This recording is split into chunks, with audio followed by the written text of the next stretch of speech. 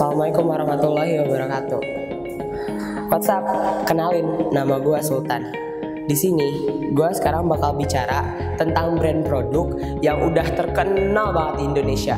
Dari kakek-kakek, nenek-nenek, om-om, tante-tante, bahkan sampai bocah juga udah kenal. Apple namanya.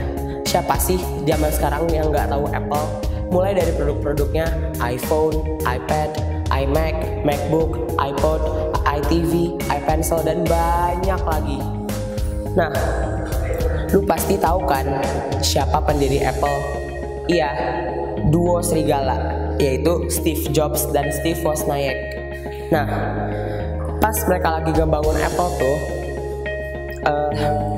banyak banget rintangan yang dilalui sama mereka. Dari mulai minta ke vendor yang ini, terus dikasihnya cuma sedikit, akhirnya mereka berusaha lah ngebangun pabrik sendiri. Nah, pas Apple udah jadi pabrik raksasa yang besar, tiba-tiba Steve Wozniak itu mengundurkan diri jadi dari CEO. Akhirnya Steve Jobs lah yang jadi CEO. Nah, abis itu beberapa tahun kemudian Steve Jobs diganti sama CEO yang lain. Pas Steve Jobs diganti, akhirnya dia keluar dan nyari pekerjaan di Linux. Pas dia lagi di Linux, Apple itu udah mulai hampir menuju kebangkrutan. Mulai dari pegawainya yang kurang sopan make baju, sepatu, sampai banyak banget yang bawa binatang peliharaannya ke kantor. Kan aneh banget. Akhirnya Steve Jobs di calling lagi sama CEO itu buat ngegantiin dirinya. Steve Jobs lalu masuk ke Apple kembali. Lalu dia minta bayaran gaji per bulan cuma $1. Bayangin, bisa ngebayangin gak sih $1 yang dulu tuh berapa? Mungkin dulu tuh $1 cuma bisa beli sate 10 tusuk atau yang lain. Nah, akhirnya Steve Jobs ngerombak Apple dari awal lagi.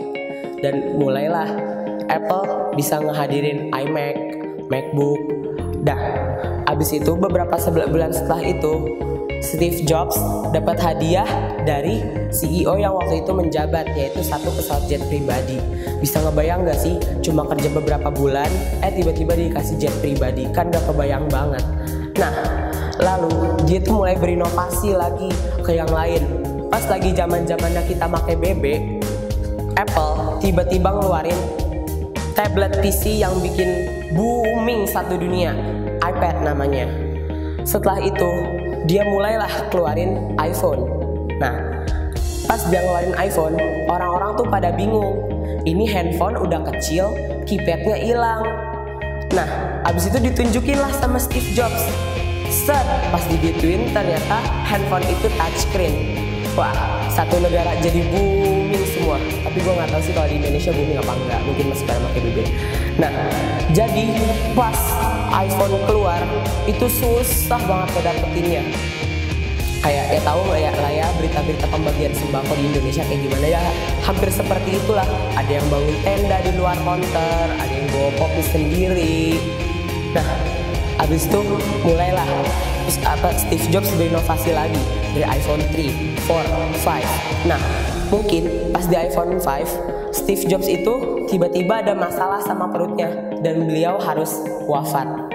Jadi, kalau sekarang kita ngeliat iPhone 6 atau iPhone 7, itu bukan Steve Jobs lagi yang buatnya. Oke, jadi guys, segitu aja pertemuan kita kali ini. Jangan lupa subscribe dan like channel ini. Thank you, bye.